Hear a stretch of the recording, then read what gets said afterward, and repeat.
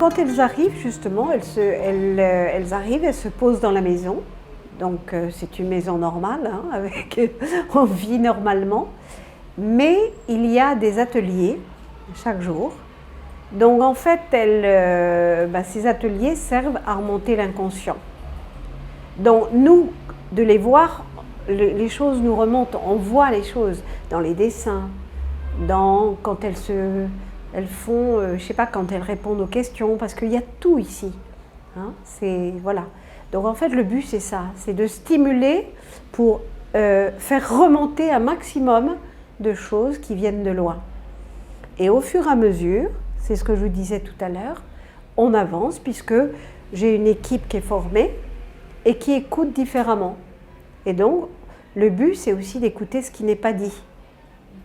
Voilà, ce qui n'est pas dit, et c'est de là, au fur et à mesure, on a le temps parce qu'il n'y a pas de temps. Il y a le temps qu'il faut à chacune. Donc, on prend le fil, et hop, et hop. Voilà, et puis vous les voyez, parce que justement, tout ça change dans leur tête. Elles te posent des questions, voilà, et puis l'équipe est toujours disponible. Alors que nous, on est des accoucheurs. On est des accoucheurs de vie, tu vois, parce que l'autre, tu vois son histoire, tu vois ses nœuds, tu vois tout ce qu'elle a vécu avant, et puis, hop, tu l'aides à justement transformer sa souffrance. Je dis toujours, si Dieu ne nous a pas fait des yeux derrière la tête, c'est pas toujours pour être regardé ce qu'on a eu derrière. Tu vois, on ne peut pas le changer. Ce que tu as vécu, tu l'as vécu, tu ne peux pas le changer. Par contre, ce que tu peux changer, c'est aujourd'hui vers demain. Tu comprends? C'est-à-dire que je laisse mon sac à dos avec tous ces problèmes et je me dis qu'est-ce que je suis aujourd'hui en m'appuyant sur toutes les qualités que j'ai et sur tous les bonheurs, parce que nous on restaure avec les familles aussi, tu vois, on restaure les liens, il y a des discussions avec tous les gens qui l'ont entourée pour essayer de voir quelle histoire elle a eue.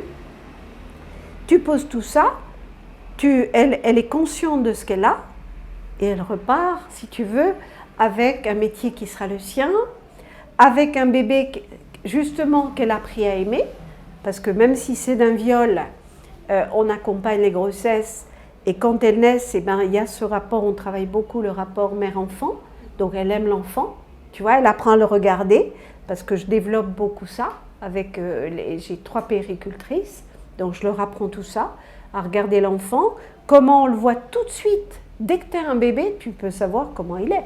Nous nos bébés, ils sont tous différents. Mais justement, tu sais comment il est pour justement l'accompagner à ce qu'il devienne un enfant épanoui.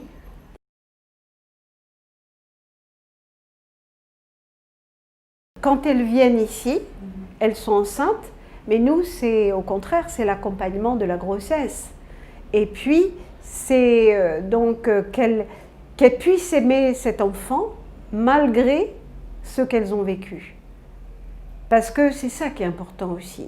Tu vois, parce que, bon, moi, c'est vrai que j'étais près de Simone Veil en France, hein, donc c'est elle qui avait fait la loi sur l'avortement.